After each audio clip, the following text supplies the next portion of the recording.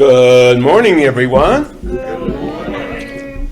I want to say thank you to Gilbert Zachary, who brought us our prelude music. Thank you, Gilbert. And now we'll start off with our invocation. So if you would prepare yourself for the invocation.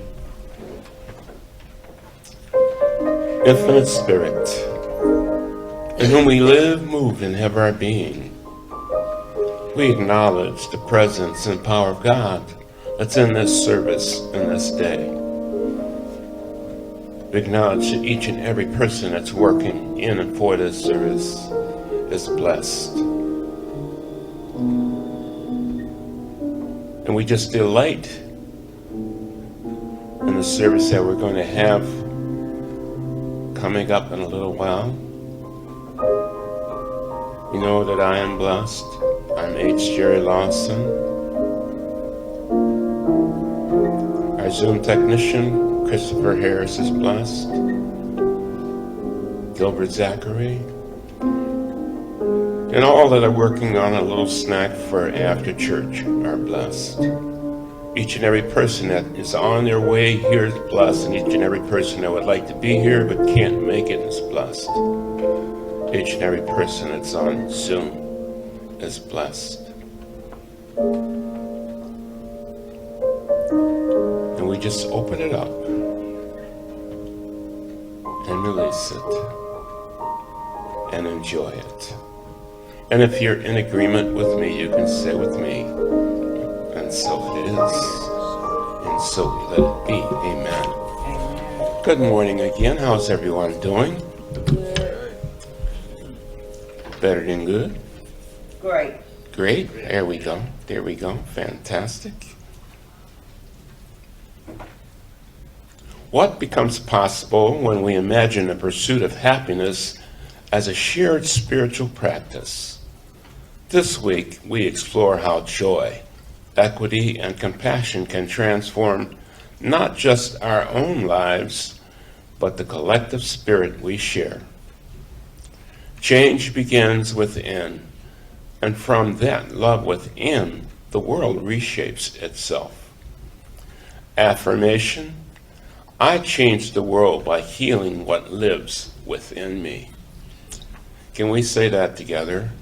I change the world by healing what lives within me. And so it is. And so it is. Science of mind point of view.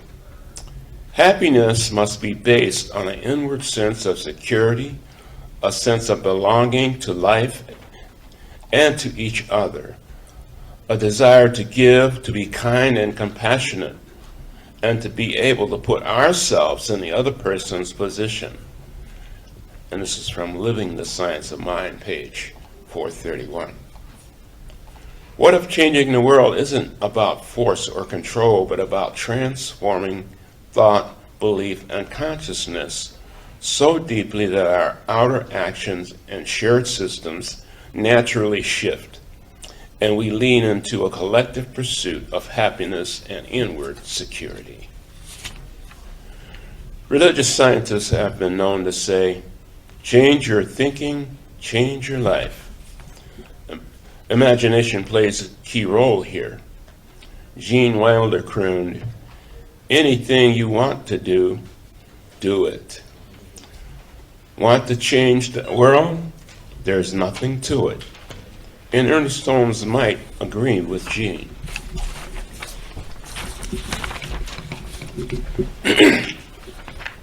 What if the nothing in the song is about opening our minds to the possibility of profound joy and a better reality, and holding that vision consistently until it expresses in form, and we do it by seeing others in ourselves?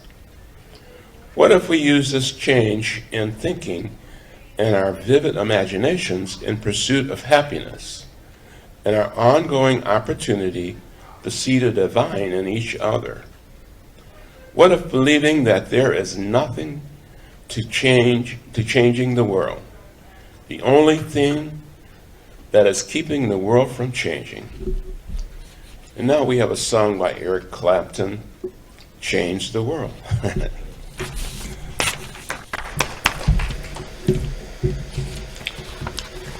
And our lesson, our message is going to be brought to us today by Reverend Teresa Slusher. And it's going with a question: what if? Reverend Teresa. Thank you, Jerry. You're welcome. Ooh. So I know that that's a pretty beautiful little love song crooned by Eric Clapton. But what if? What if it's just not a love song to one person, but what if it's a love song to yourself or to the world, to all the peoples in the world? If we could reach the stars and pull one down, we can change the world and be the sunlight in the universe. Actually, we are the sunlight in the universe. We just need to wake up to that, don't we? Yeah, we are the sunshine. We are the beauty, the light, the glory. And then we're looking at what if? What if is big? And if you want to change the world, then do it, right? Then let's just do it. So, what if is a big statement? And what if is a statement that can shift how we see and do things? What if I can change the world? Would you be willing to change yourself to change the world? What if? That's pretty big. Got to change yourself to change the world. And then the question is, who are you anyway? Who are you? Who are we? And what is our mission here on earth? What did you sign up for before even coming to this earth? Are we more than just a human being walking around, working to achieve our individual goals? Or perhaps we are like most people, lost in a world of others, not knowing where we are going or what we are doing. What if we take some time to stop and listen to our soul's calling? Sometimes the call is subtle, like a little whisper or a hunch, or sometimes loudly. You ever hear it like clap or boom, tugging at your heart? This something that's calling, it's trying to wake us up from following the group norm and calling us to wake up from just merely dreaming of possibilities. We all have these dreams, right? What if that tug is enough to ignite our desires and fire us up enough to take action? Aristotle said to live happily is an inward power of the soul. To live happily is an inward power of the soul. And we're asked to wake up to this inward power. So, what if our mission is to discover and uncover our forgotten dreams? And for what purpose? For what purpose? Perhaps it's to make our dream, your dream, a reality. A reality where your happiness, peace, joy, and even unity with all manifests. I would call that heaven. Heaven here on earth. Perhaps that is what we came here to usher in. Heaven here on earth. Well, let us explore, reflect a little bit, and find exactly what is mine to do. Not mine to do in a selfish way, no. But what is mine to do in a way that harmonizes in this shared reality? Maybe we can imagine the possibilities for all in the pursuit of happiness, a shared spiritual practice. Would we not be living in heaven if we all can realize who we are and choose to stand united in a shared vision of joy, love, peace, and unity for all humanity? Would you not call that living in heaven? Ernest Holmes tells us we are born to be happy, to live creatively, to love, to sing, to dance, and to express ourselves to the fullness, to the fullest. But what will it take to bring this into our shared reality? When you look at other people, what do you see? Your biases, your prejudices, preconceptions of who you think they are? Or are you seeing a divine emanation of the Most High, a child of God, created in the image and likeness of God?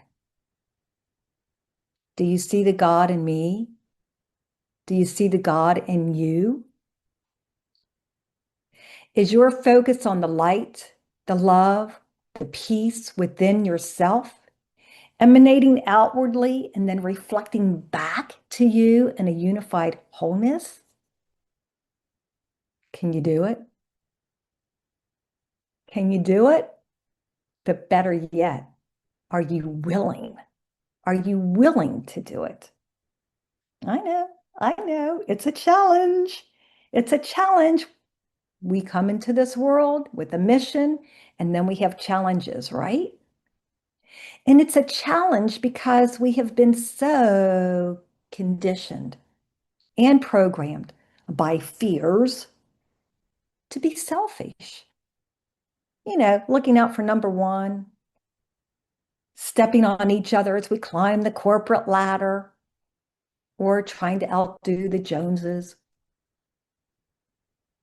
Can we let go of our petty selves and stop bickering over I mean mine?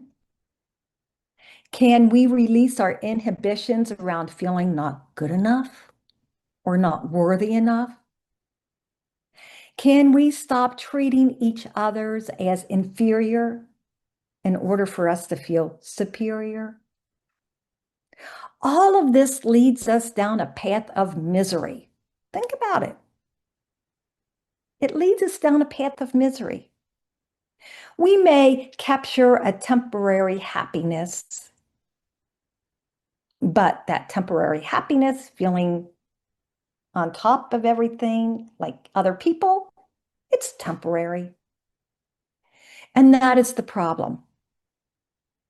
How we see one another. We see one another as separate, and we go into othering, blaming one another for our lack of progress, our feelings of insecurity and uncertainty.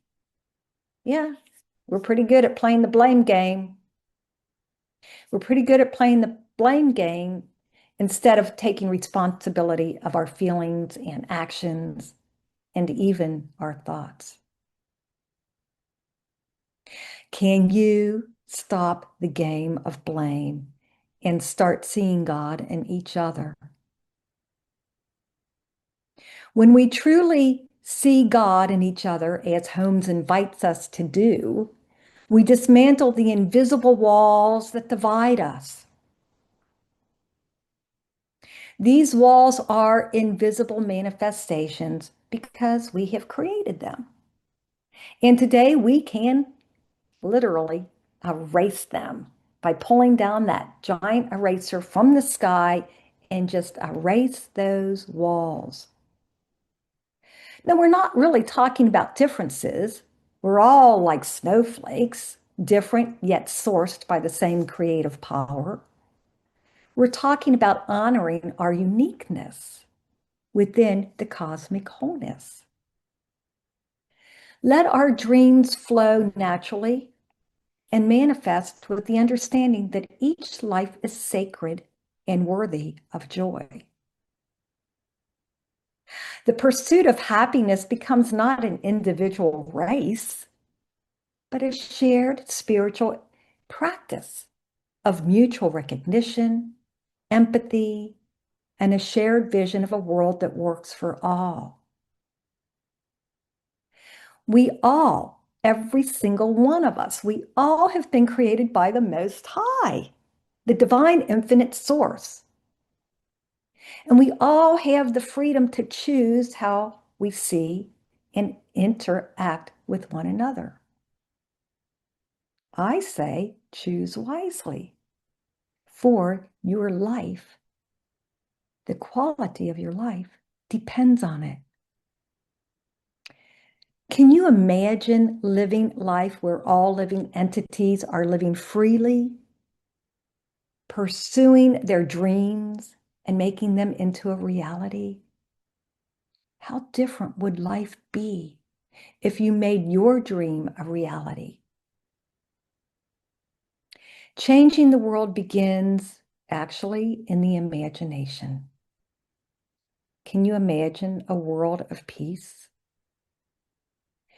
If we can envision a reality where everyone's happiness is a shared priority, we're planting seeds, seeds for methods, procedures, whole systems in cultures to cultivate that vision. Imagination lets us see beyond the limits of how it's always been and manifest what could be.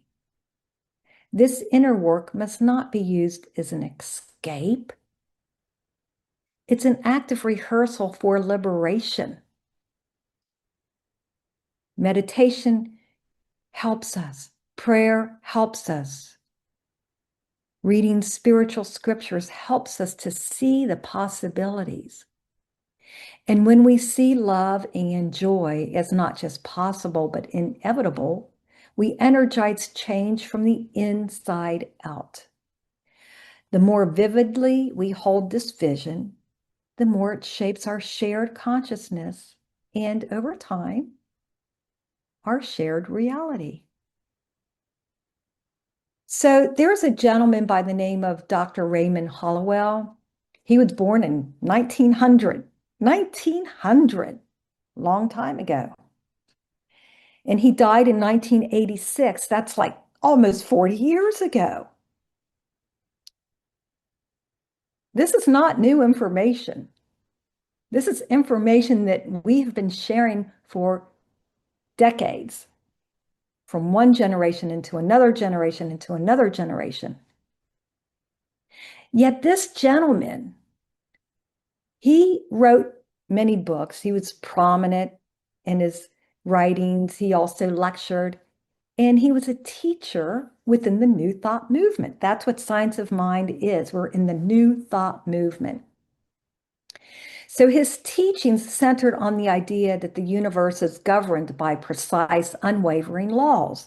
We do teach this in Science of Mind, that there is love and law. And he writes in his book, Working with the Law, stating that life, with all of its attributes of good, is something that doesn't just happen to touch a fortunate few. It is something you and I must create. It is something you and I must plan, mentally picture, and think about and desire. He says, you are who you are is seeking love, fortune, happiness, and success. And we must understand that it is not something you may find out there.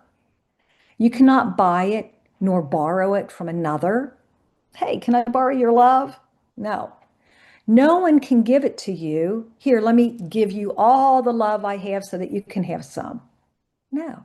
You must see what it is that you want in your imagination within, and then create it in your world without. And I like to say, or you'll be without it. Your desires and ideas are like seeds that you plant in the soil. But these seeds are planted in the soil of the mind. This is where law operates, in the soil of the mind. And after planting the thought seeds, you cultivate them, you nurture them. Affirmations are good to nurture. And then we guard them well until the harvest time, until it becomes our reality, our dream begins to manifest. And then you will reap all that you have sown, and abundantly. What becomes possible when we imagine the pursuit of happiness as a shared spiritual practice? What are the possibilities? Within us is a deep knowingness that each and every person we meet is just like us. And everyone is dreaming of a brighter future. Everyone has a desire for happiness. Everyone wants to be heard, acknowledged, and loved, do we not? Within us is a power that ignites and drives our minds, making our dreams a reality. We call this power God. What if we all unleash our God-driven, beautiful selves on the world? Would we not be living for God, for love, for peace, and for all humanity? Peace on earth and goodwill to all men. To truly see God in each other and to live our lives with peace, harmony, and beauty. Imagine what becomes possible when we imagine the pursuit of happiness as a shared spiritual practice. And we have a reading. I forgot to ask my reader to be a reader. Would someone like to come up and read for me? I apologize. It's a reading from the Living the Science of Mind. Oh, Jerry, thank you for stepping up.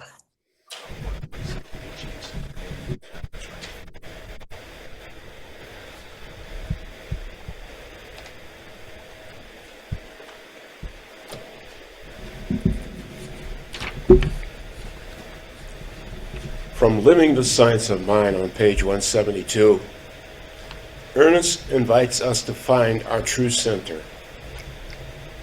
To find this true center is the end and aim of our search.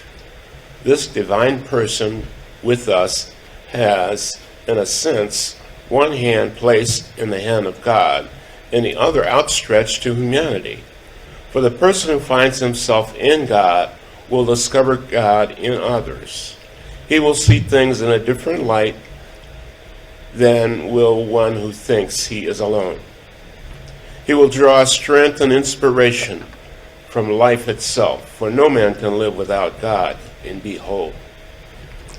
Since everything is included in God for God, God is the only presence and power that there is.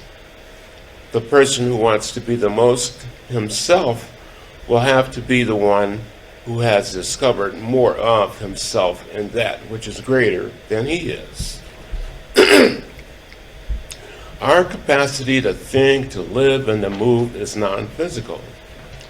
There is an invisible presence within us, which has its source in a higher power, and which acts through our actions, wills through our minds, and reveals itself in what we are doing.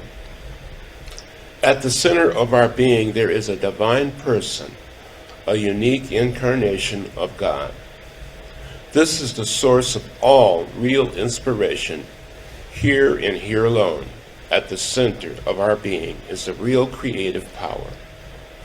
The question is whether we are living from this center or whether we are thinking of ourselves as detached, separated, divided, alone, and inadequate.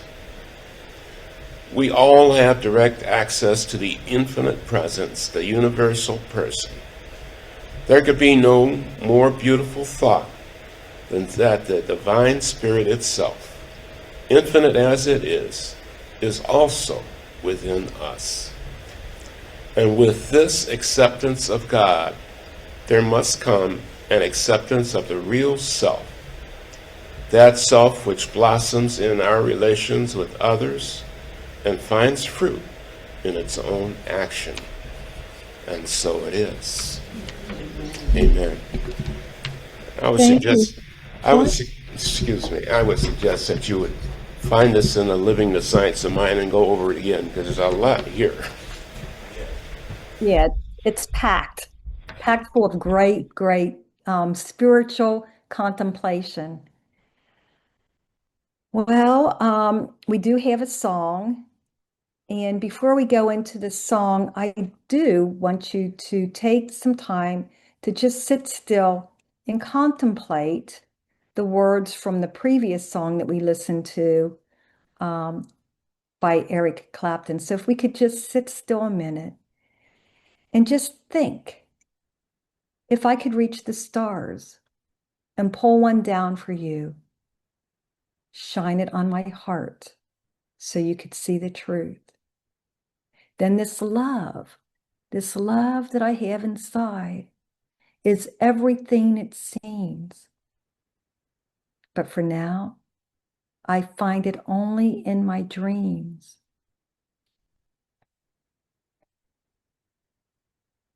Our love, our love can rule the world in this place that we call the kingdom of heaven.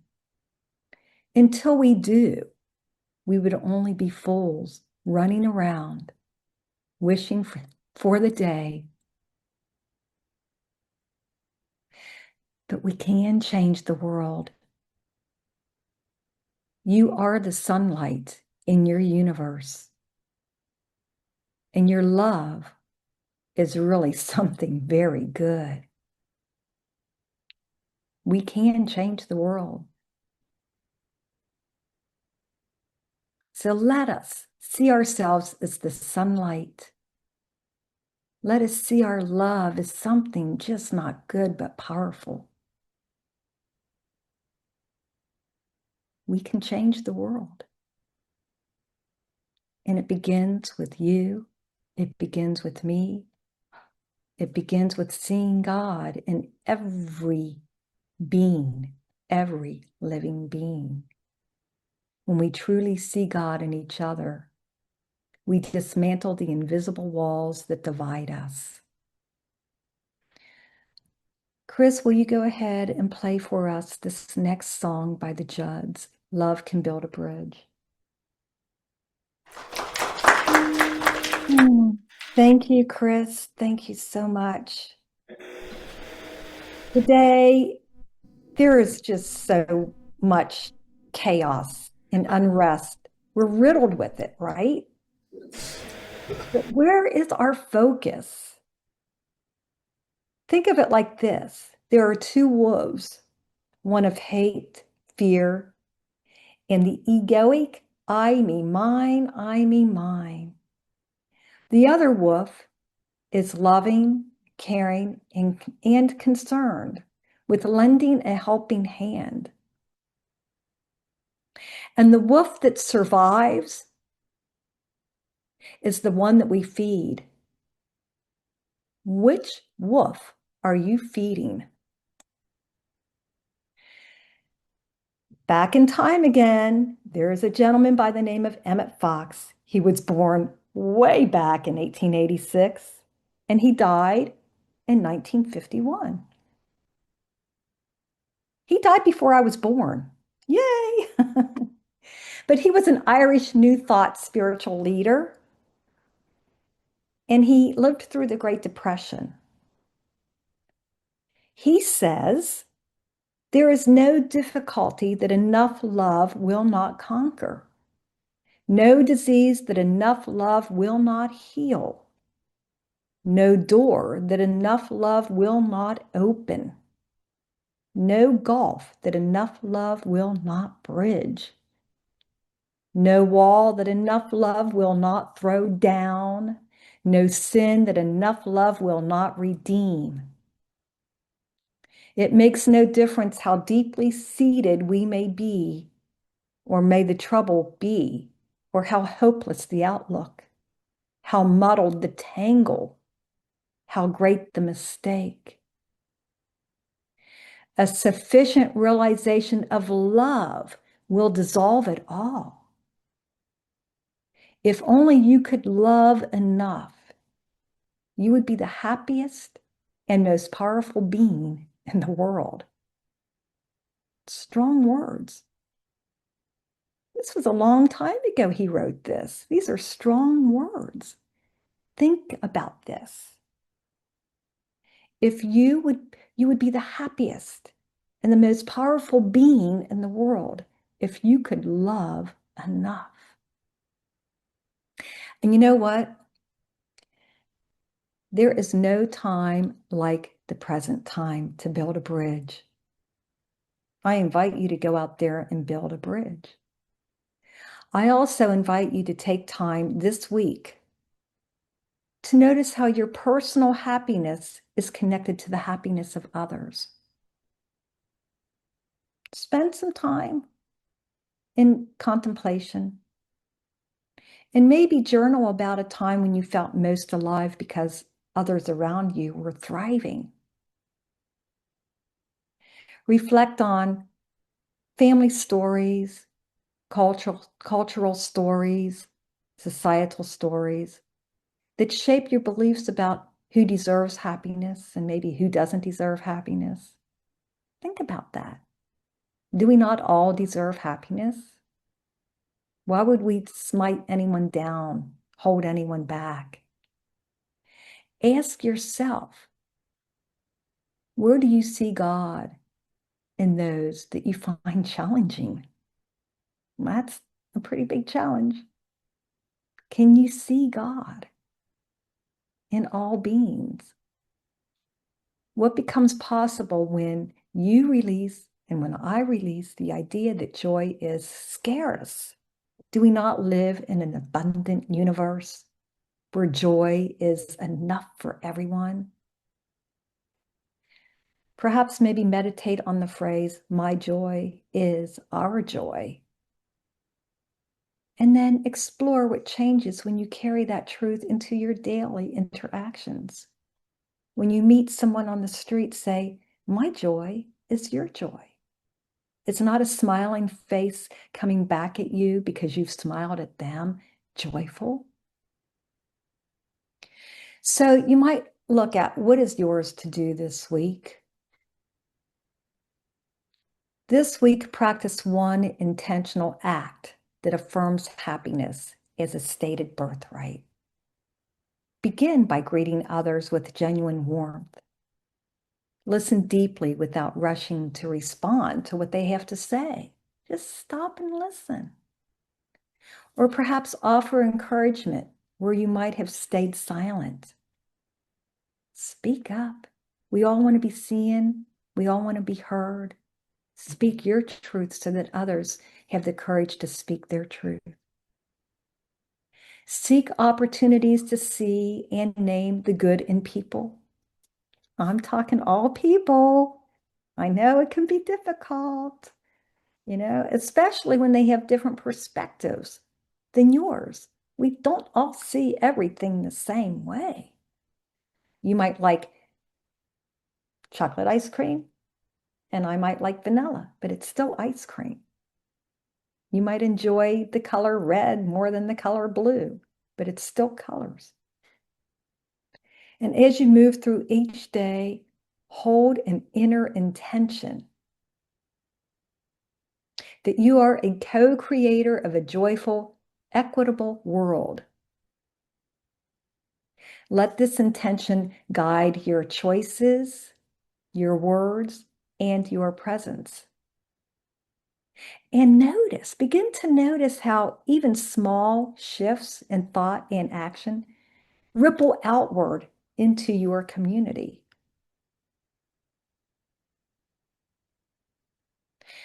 Dalai Lama said, if you want others to be happy, practice compassion. And if you want to be happy, practice compassion. I'm going to take this moment and do a spiritual mind treatment. So if you will just maybe close your eyes and join me in this as you settle down into your inward being, that place where love resides. Just settle down there and be the peace that you came here to be, the love that you came here to be. Just settle down and full-heartedly feel the goodness that you are. And breathing in and breathing out. Breathing in and breathing out this goodness. Knowing that there is only one power, one divine source that sources all beings. Each and every being here present, and each and every being not here present. It's no different. Just feel that. Know it to be true. One power, one divine source. Radiating and emanating. Unified as a collective consciousness. And individualized as you and me and each other. Knowing that there is only one divine source. And that all healing begins within the mind. Realizing that all is right here, right now, at peace, at love. The focus is on all that is good, for that is all that there is. And that anything looks less than good, it's being eliminated and removed from the consciousness of mankind, from the consciousness of humankind, from the consciousness of all beings, where all beings are radiating the love and the joy and the peace. Anything that looks less than love, joy, peace, harmony is removed back into the nothingness from which it came. A gathering of the one divine source, freely expressing itself, allowing the dreams to become the reality. Mission accomplished. Mission accomplished. And I give thanks knowing that this mission is accomplished. The reason for being here is done. It is accomplished. It is a beautiful unfoldment of the one divine source, sourcing into the many. I give thanks for this. And I allow myself to just sit back and relax into the knowingness as I feel it and I see it. And if you are in agreement with these words, they are released into the law, please let us anchor this in with the knowingness as we declare, and so it is.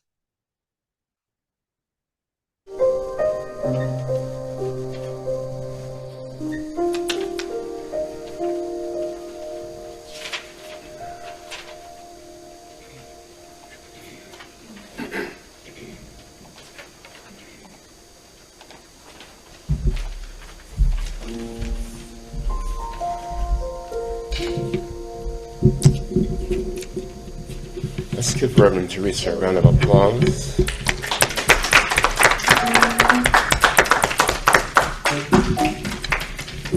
We have a lot to think about.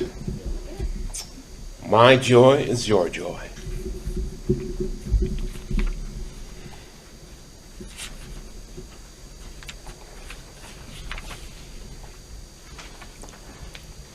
Just remember that a practitioner is available for personal prayer and assistance after the service on Sunday mornings. Prayer request forms on the backs of the chairs in the sanctuary, and you also may email requests to, and not to what's in the bulletin here, but to our to the address that's on the back of the bulletin, mcslcleveland@gmail.com. And you'll know that they're all 100% confidential.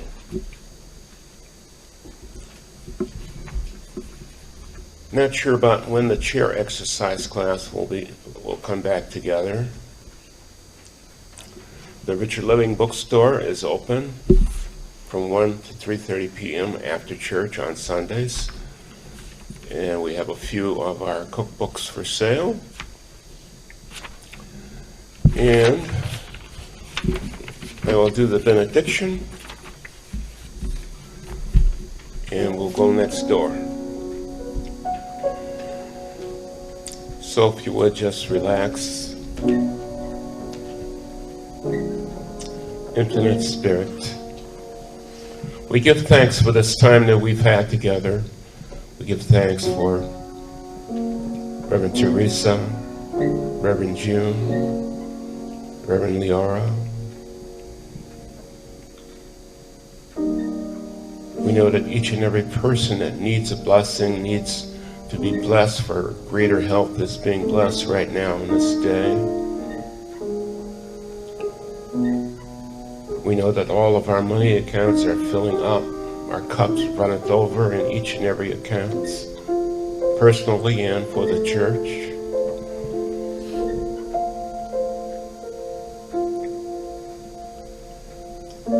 And we know that we are all whole, complete, and perfect as we move through this week and into the next. And if you're in agreement with me, you can say with me, and so it is, and so we let it be. And now we will stand up and sing the peace song. So if you would join me in the center.